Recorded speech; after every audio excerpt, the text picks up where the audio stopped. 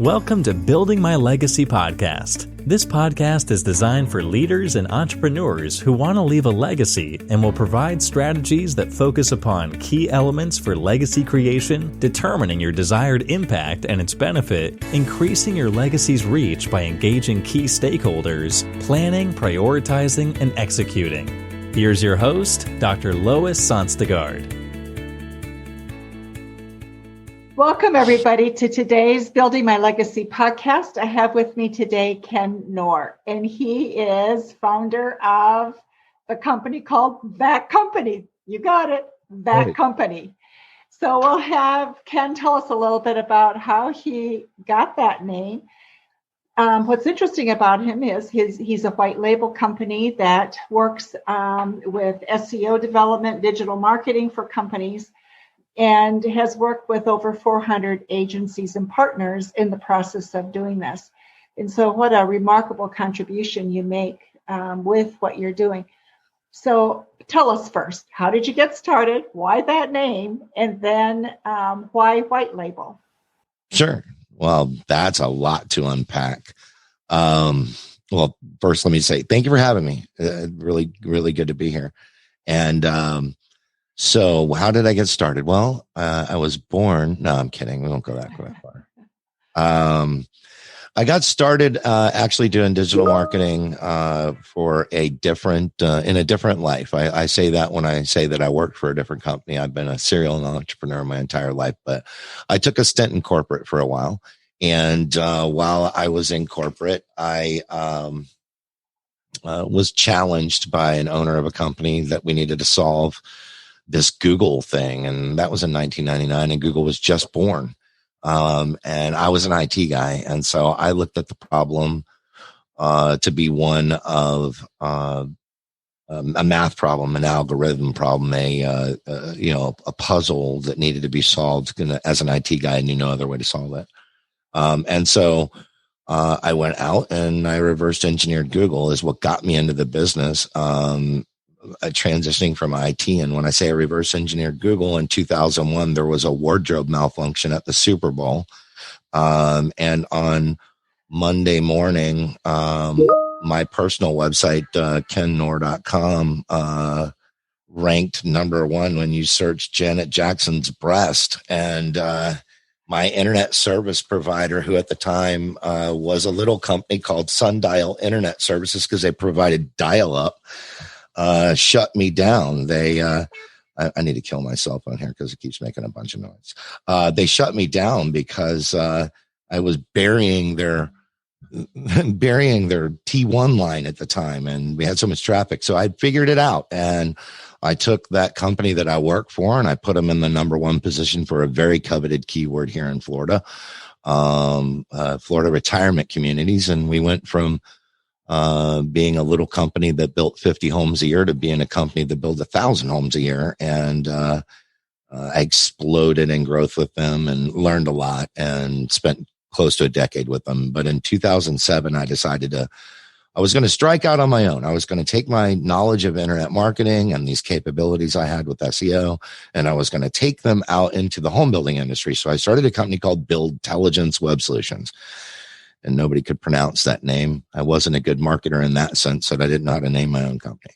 Not from a marketing perspective. I knew how to do digital. I wasn't a great PR guy. And so we started Buildtelligence Web Solutions, and we started in 2007, but in May of 2007. But if you think about the timeline, in 2008, the home building industry crashed and burned. Just crashed and burned. Nothing. I mean, it was devastating what was going on in that industry. Well, my entire focus was on building or doing work for the home building industry. Now it's dead. So I pivoted. I pivoted really quickly, and we said, we're going to become agnostic. We'll do digital marketing for anybody. We went through a little bit of an acquisition there. We acquired a company called PPC Management, which was ppcmanagement.com. And shortly thereafter, I took the organic ranking for PPC Management, pay-per-click management, all of the paid advertising management, took the number one slot nationwide, held it for 8 or 9 years. At the same time, we acquired another asset. We acquired SEOcompany.com, and I took the number one position for the phrase SEO company for 7 or 8 years. And at that time, I told you the story before we went on the air. My team around me, we had acquired an advertising agency and we're merging them in. And they were like, well, we need to get ranking for that. And I'm like, the domain names really helped a lot back in those days. I said, we could get, if we could only have advertisingagency.com. Well, we can't get that. And I realized that the word that was what Google considers a white word or a stop word. Like is a, the, and that. It ignores them. Google really doesn't pay attention to those words. And so we could get that advertisingagency.com and it would be just as good as having advertisingagency.com back in the days when domain names mattered. They don't matter as much anymore. So we looked at it and we get that. Sure, we got that. We got that domain. But it would be really cool if we could become that company. And I'm like, all right. Well, so we looked and we found that a guy that owned it in Texas but wasn't using it. He didn't have anything on it. We called him up and said, hey, we want to buy it from you. And he said, I can't find the password to my account. I can't even sell it to you. I'm like, you could do a password, anything. We want to buy it. No, couldn't figure it out. So as luck would have it, or as God would have it, I guess, because it was kind of fate. We were only a few weeks away from it expiring. And so we waited it out. He didn't renew the domain name and we bought it as soon as it expired and we rebranded our entire company to become that company. And that's history. That was how we got there. That's how you got started. I think that's how we got there. So the next question that you packed into that was white label. How'd you get into that? And white label is really, that's our thing. So first, maybe it's easier for me to explain to your audience what white label is. Maybe some of them know what some of them don't. But white label means that we package up our services, and we operate under all of our agencies' brands. So over 400, almost 500 agencies today, that we provide digital marketing services for: SEO, pay-per-click, social media, email campaign management, that kind of stuff. And we actually operate as them. So we like to say these days we're that company and that company and that company and that company, right? So when we actually interact directly with their customers and we interact under their brands. So we will answer the phone as their company name. We will send out reports all underneath their logos and brands, and we completely interact invisibly as far as the end client is concerned. They have no idea that we exist.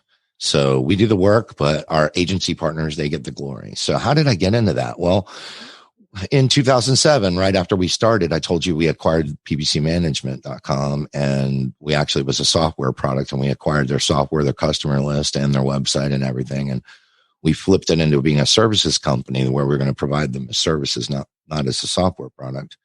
And about 6 months in, we got a call from a big SEO firm out in New York City. And they said, hey, we do SEO and we do it really well. We have a lot of customers, but we really don't do pay-per-click. And we would love for you to do pay-per-click for us. And that's how we kind of started out and built our whole model on we're going to interact as our partner with their customers. So there's a lot of places out there where you can outsource it. You can have somebody do the work, they'll resell their services. But the problem with that was that you had to, as a company, as our partner, you'd have to sit in between us and the customer, meaning that you'd have to sit on the customer calls, talk to the customer. Then you get done with the customer and you pick up the phone and you call us and you tell us this is what the customer wants. Then we do the work. Then we call you back and tell you this is what we did. And then you go and talk to the customer again. And it made it just like the telephone game, the kids were, start with one word and it goes around a circle. And by the time it gets to the end, it's not really the same word anymore. So we found that we didn't want to do that. We want to interact on behalf of our partner directly with the end client. Well, by 2011, we were doing digital marketing for pretty much anybody directly. But by 2011, this one SEO firm had 70 clients with us. And so we were doing a big piece of our business was white label. It wasn't our focus. It wasn't our business, but that we were doing it. And making a long story short, in 2015, Google came in and disrupted, I would say devastated the SEO industry. So like I said, I had the number one position for the phrase SEO company for 8 years running. In 2015, they come in, Google, And overnight, they flipped the switch, and everybody who ranked for the phrases SEO company and the surrounding phrases were gone, all of us. And we knew each other. We saw each other at industry, events, things like that. And I knew our competition. I was in the number 1 spot, but the 9 spots below me, they moved around a little bit, but they were pretty consistent for a long time. Companies like National Positions, SEOP.com, SEO.com, all those guys were the top running in the SEO space. And Google came and just wiped that algorithm. And as I've explained, I do it all with math. And so we looked at it and we're like, what's going on? None of the other keyword spaces had changed. None of our client stuff had changed, just the SEO space. And so we were pretty sure that Google was out to crush the SEO industry or do something to the SEO industry.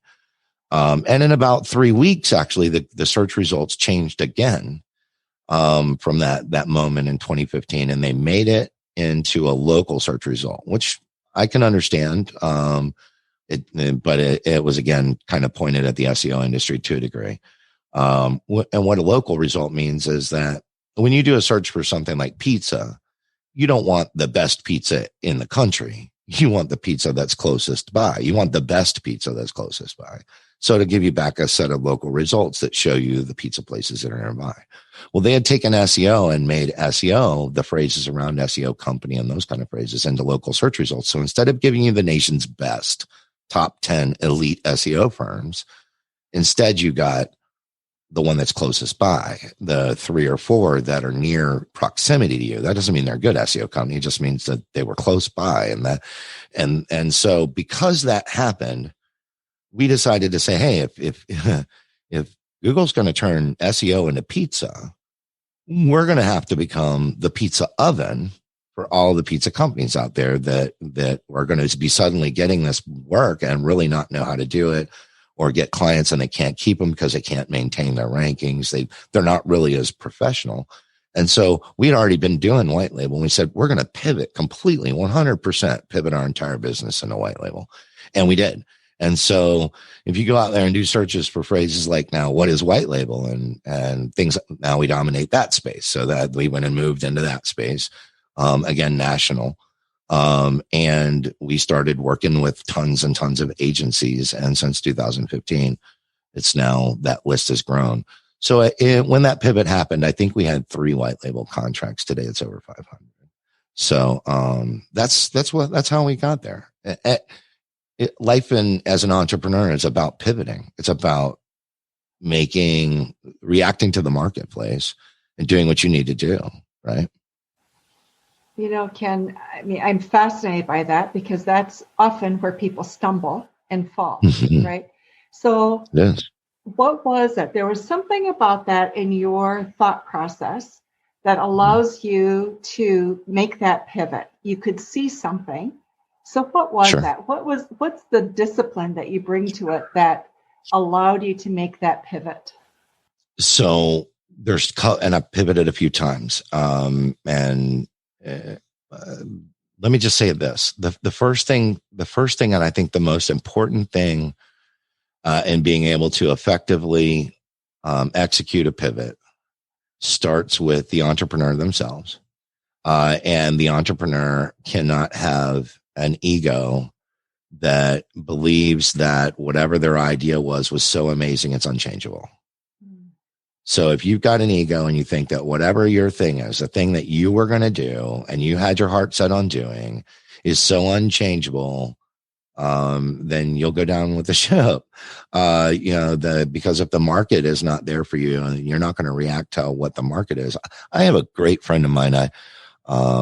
He's an attorney and he's an entrepreneurial attorney, which is kind of an oxymoron. It's a contradiction in words. Most attorneys aren't entrepreneurial, but he said something to me once that I'll just never forget. And that was, he said, business is invented. And by that, he meant we can do whatever we want. We can absolutely do anything we want. And we can invent processes. We can invent services. We can invent products. We invent it all.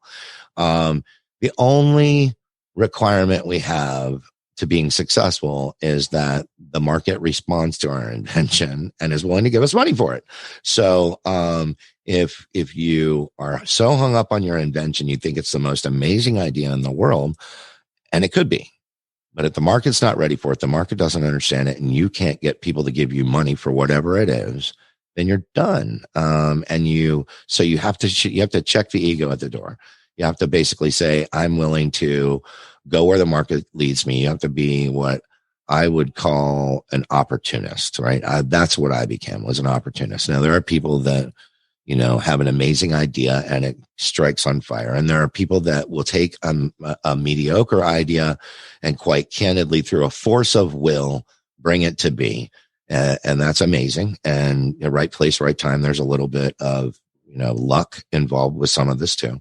And certainly skills involved, but I think the most important thing in the ability to successfully make a pivot, is to check your ego. It is. When do you know it's time to make a pivot?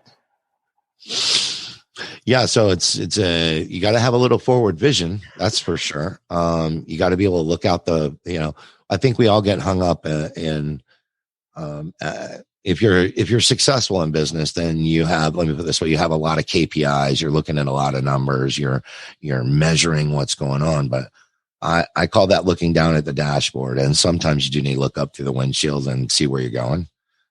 Because you can get hung up looking at your instruments, and looking at your dashboard, if you will. And you do need to look at where you're headed. I think that, I don't know that I have the magic key to that or answer to that, other than I could just see that the problem that we had in front of us wasn't going to generate enough front end. And being in the digital marketing space, our job for our clients is to create a lead flow or a funnel of customers to their product or service or whatever. It's either going to be generating leads, or we're going to sell products online, what have you.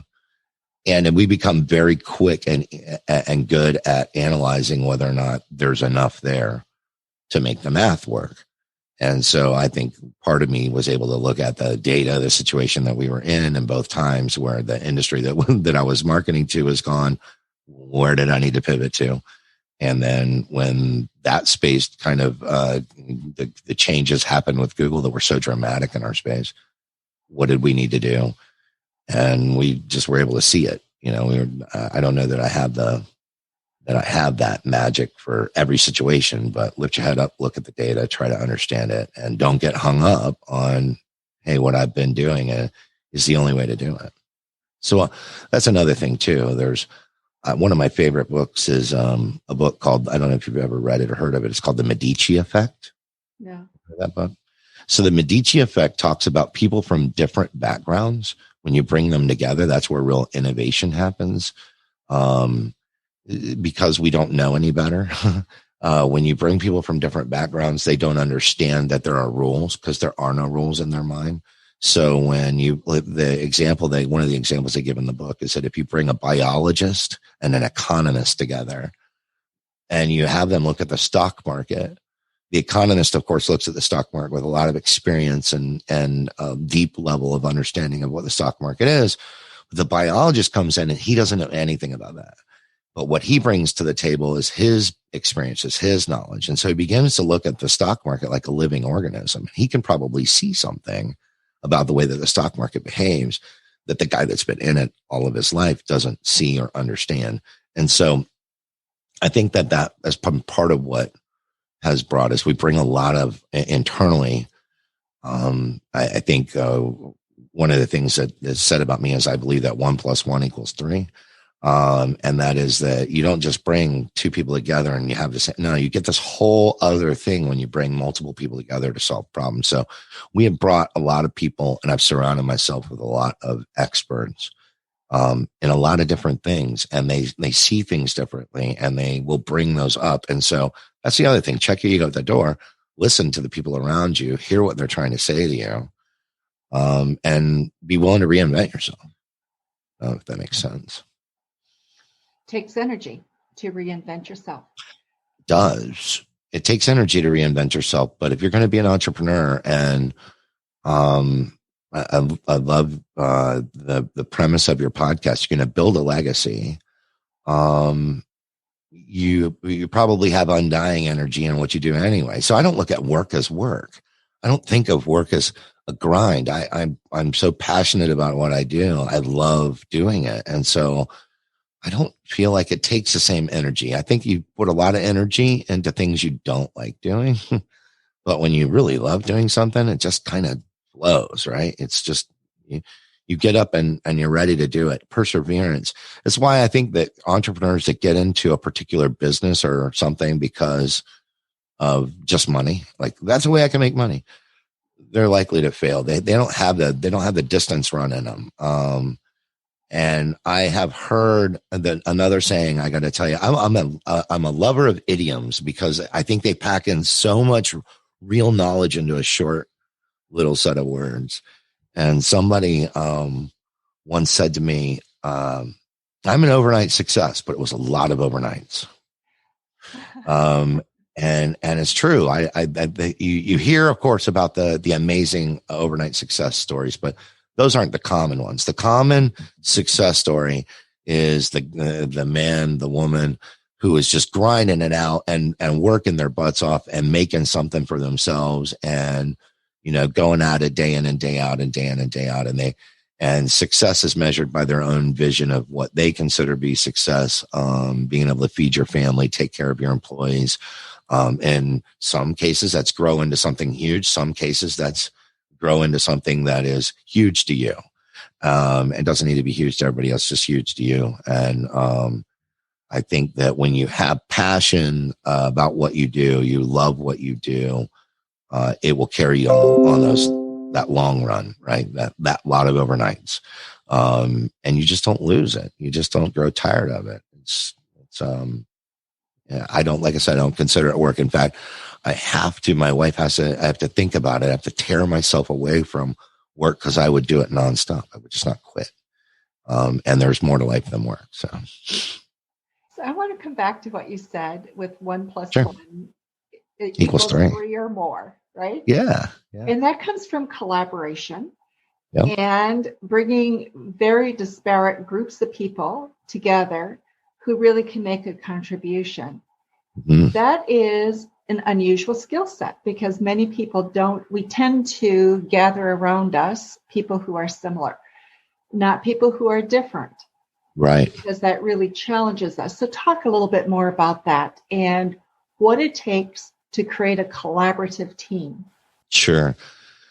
Well, a couple of things. So starting at kind of really the high level, if you surround yourself with like people, you're missing out because, let's be real. If you're going to be honest with yourself and it all, by the way, all of this, everything we're about to discuss comes down to honesty. Let's go there first.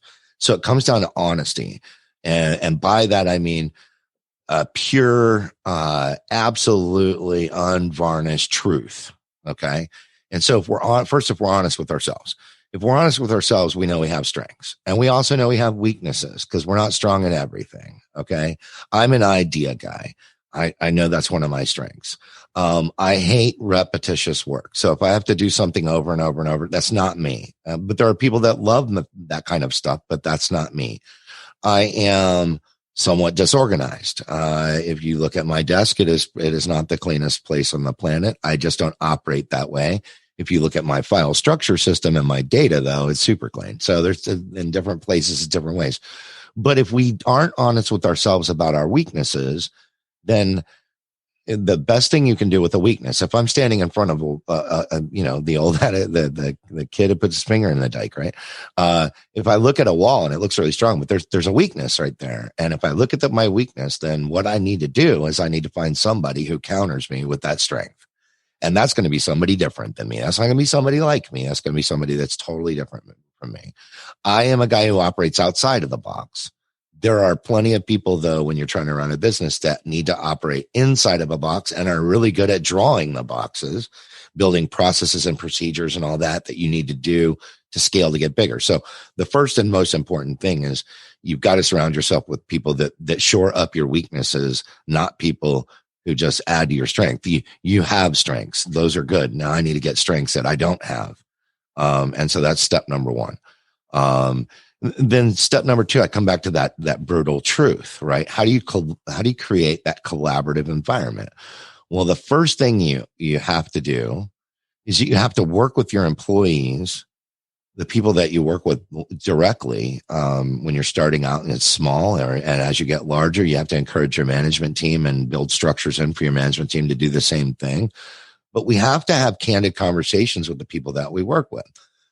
If I can recognize my weaknesses, then they need to be able to recognize their own, right? So they can have that. But in that environment, when we can tear away the emotions, and for everybody, this is not easy. But when we can tear away the emotions, when I can look at you and tell you, this is what you're really good at, but I need you to get better at this. And you can look at me and say, this is what you are good at, and this is what you need to get better at. And we can have that honest conversation without hurting each other's feelings, right? That we don't get our feelings tossed into it. And then when we start, that we can really incredibly grow.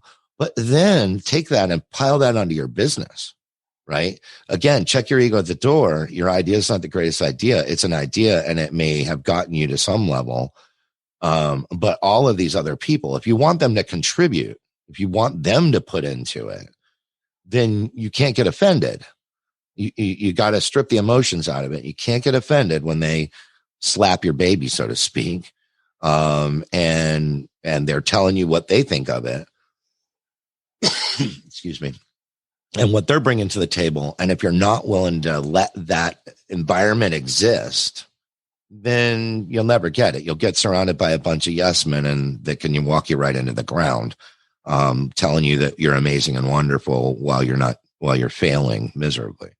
I think that you have to have that openness and that bare truth. And at the same time, when they're given an idea that the group thinks is, or the management team or even me thinks is not a great idea, you have to work really hard at creating an environment where they're not insulted when you tell them that too, right? So you got to have this open, you got to start there first. And that's not easy to create at all. That's not easy at all. It takes conversations. But I think it has a lot to do with, again, when we're talking about the level that we get at, candidly, it's also, you could run a parallel right along with this, that is also what a successful marriage looks like. A successful long-term relationship has brutal truth, just absolute truth with each other. And I love, I love another idiom. I just love these little sayings. And that is that, love is not blind. That they say love is blind, but that's not true. That's a saying. They say love is blind, but it's not blind. Love actually sees more, not less, right? I actually know what I don't like about my partner, and she probably knows all the things she doesn't like about me. But because it is love, it chooses to see less, right? And so we go, I know that's a problem. I'm going to live with it. And because I love her and she loves me, she's going to live with my things, and we're just going to move on past all that. In business, a little bit the same, but in a good collaborative business, we see all the ugly stuff. We have to, because we can't fix it if we're unwilling to see it.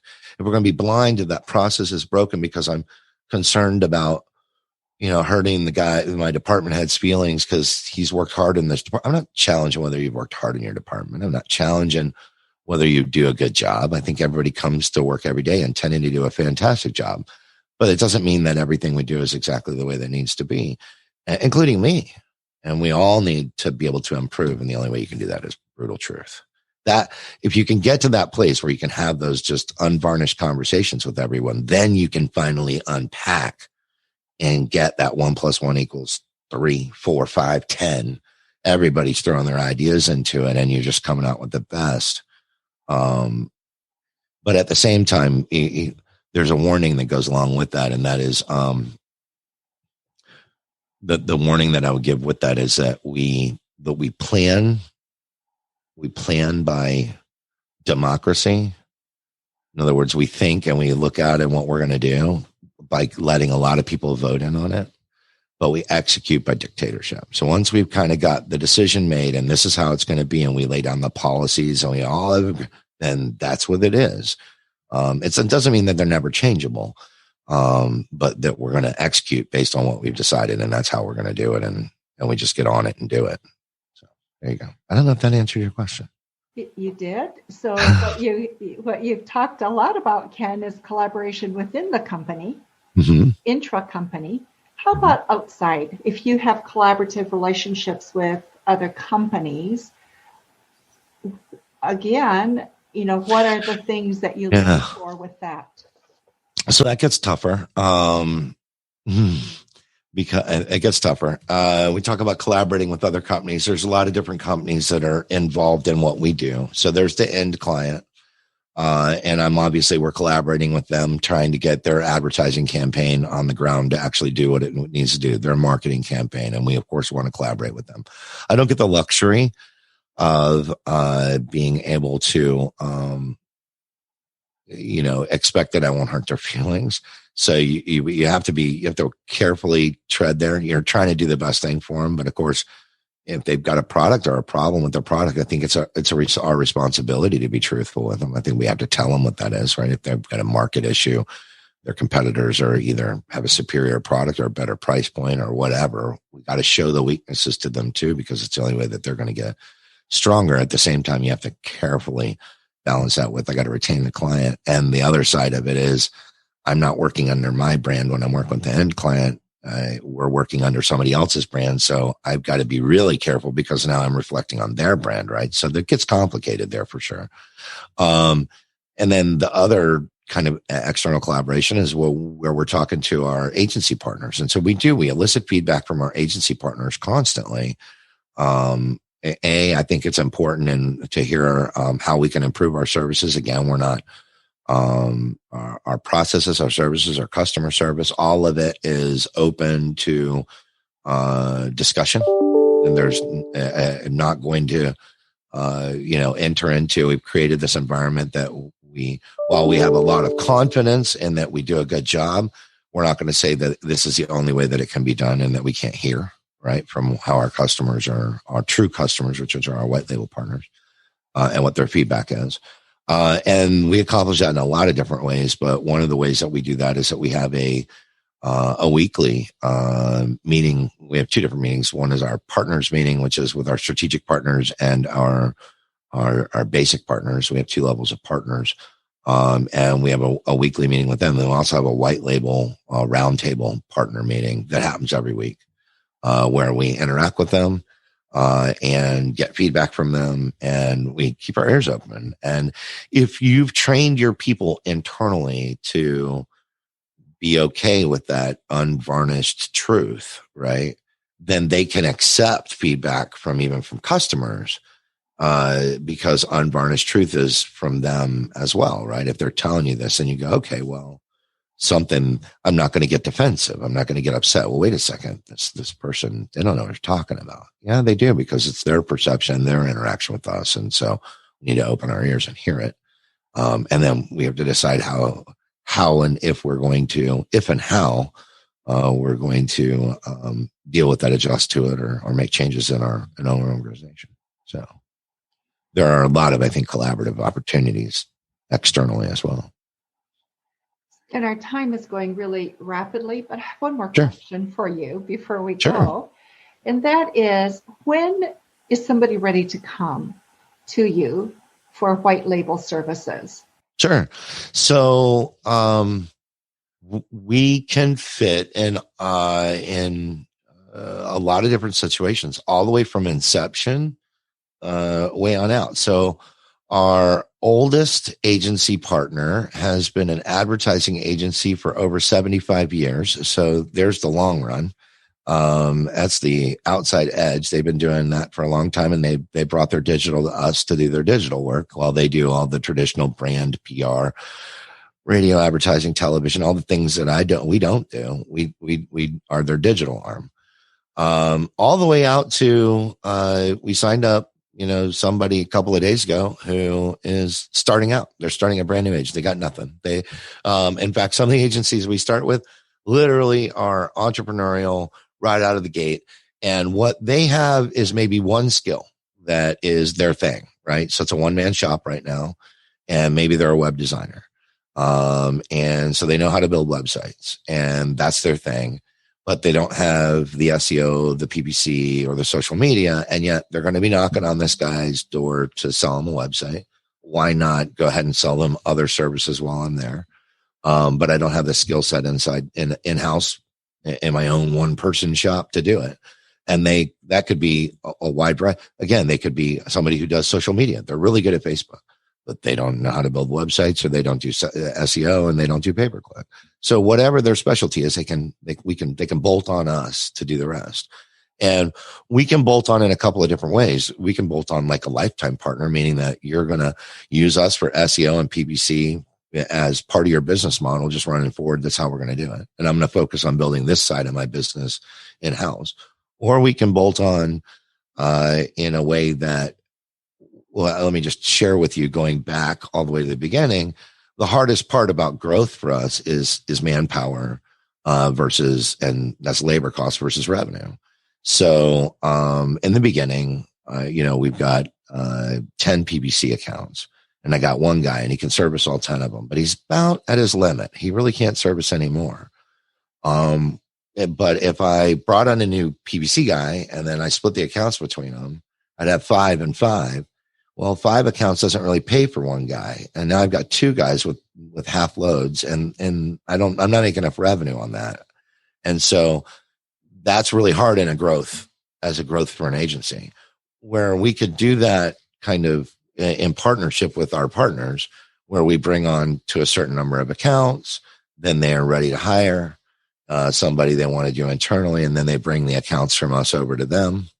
And then, they grow new accounts on us, and then they get a full load and they bring it on to another employee, and they can grow their company that way without having to sacrifice service. So the long-winded answer to your question is, from inception to 75 years old, we can find a way to fit with almost any situation. So.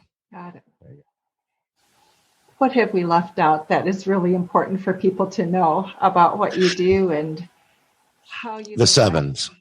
We left out the sevens.